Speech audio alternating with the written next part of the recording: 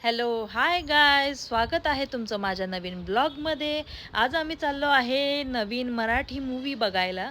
त्यामुळे आज आम्ही कोणता मूवी बघतोय हे तर तुम्हाला पुढे कळेलच. पहिल्यांदा माझ्या मिस्टरांना लागली होती भूक, तर आम्ही घेतलं पॅटीस आणि एक पाण्याची बॉटल. सेकंड स्क्रीनला आमचं तिकीट काढलेलं होतं, त्यामुळे आम्ही थेट सेकंड स्क्रीनच्या रूममध्ये एंट्री केली, सीट नंबर शोधला, बसलो आणि त्यानंतर मूवी चालू झाली. आता मूवी चालू झाल्यानंतर तुम्हाला कळालंच असेल, आम्ही नवीन मराठी मूवी बघायला आलो, ते म्हणजे घबाडकुंड.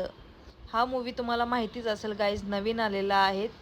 हा मूवी आम्ही बघायला आलो आहे. मध्यांतर झाल्यानंतर ना, म्हणजेच ब्रेक झाल्यानंतर आम्ही घेतलं पॉपकॉर्न. अरे पॉपकॉर्नशिवाय मूवी बघण्यात मज्जाच काय. पॉपकॉर्न आणि कोक घेतला, त्यानंतर मूवी स्टार्ट झाली. आता मूवीमध्ये हा सगळ्यात डेंजरस पार्ट होता, म्हणजे ह्यात त्यांची स्टोरी ॲक्च्युली दाखवली आहे इनडायरेक्टली, की विहिरीमध्ये त्यांच्यात धन असतं, जे पूर्वजांनी त्यांच्या पुरलेलं असतं.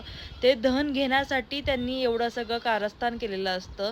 त्या धन प्राप्त करण्यासाठी त्यांना एक कुवारिका लागते, जी ही कुवारिका जी बाई तिचे केस कट करते, तिने या धन प्राप्तीसाठीच त्या मुलीला स्वतःहून जन्म दिलेला असतो. आणि त्यानंतरनं त्यांना हा 21 वर्षानंतर योग मिळतो की धनप्राप्ती करण्यासाठी. त्यामुळे हे सगळे लोक तिथे कालाजादू करून ती धनप्राप्तीसाठी त्यांनी आणलेलं असतं.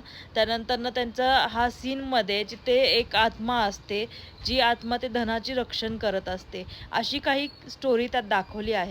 मूवी बघायला गेल्यानंतर तुम्हाला कळणारच आहे ॲक्च्युअल स्टोरी, पण आता यातला सगळ्यात डेंजरस पार्ट मी तुम्हाला स्क्रीनवर क्लिप दाखवते आहे, तुम्ही बघा पुढे.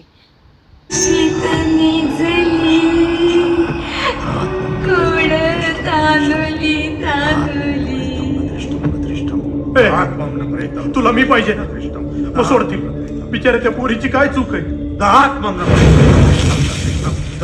प्रेतम न दृष्टम न सोड.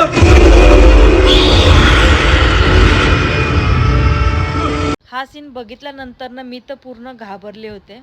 सगळ्यात डेंजरस पार्ट होता. त्यानंतर सगळ्यात लास्ट पार्ट मी तुम्हाला दाखवते आहे. लास्ट पार्टमध्ये ही मुलगी तिथलंच सोनं घेऊन आलेली असते, जे तिला भाऊलीसाठी लालच दिलेला असतो.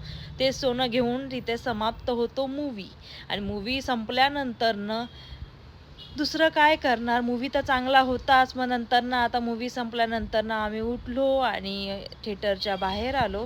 बाहेर आल्यानंतर तुम्ही बघू शकता गाईज, पूर्ण म्हणजे थिएटरच खाली आहे. आम्ही फर्स्ट शोला आलो होतो, 9:30 ते 12चा शो होता, मुळे 12 वाजता बारामतीमध्ये पूर्ण सामसूम झालेलं होतं. हे जे सगळे मूवी बघायला आले होते तेवढेच लोक तिथे उपस्थित होते, बाकी सगळे दुकानं वगैरे सगळं बंद झालं होतं. त्यानंतर आम्ही निघालो. आता हे तुम्हाला दाखवते बघा, कोणच नाही आहे, जे मूवी बघायला आले होते तेच ते होते तिथे. त्यानंतर आम्ही निघालो. आता तुम्हाला इथे बारामतीतलं सीन दाखवते, रात्रीची बारामती कशी दिसते.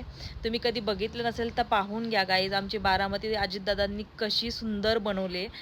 आता खूप थकल्यासारखं झालं होतं, त्यामुळे घरी आले. तुम्हाला माझा ब्लॉग आवडला असेल तर नक्की सबस्क्राईब करा, शेअर करा आणि असंच तुमचं प्रेम राहू दे. नेक्स्ट व्हिडिओमध्ये तुम्हाला भेटेल, तोपर्यंत चला बाय.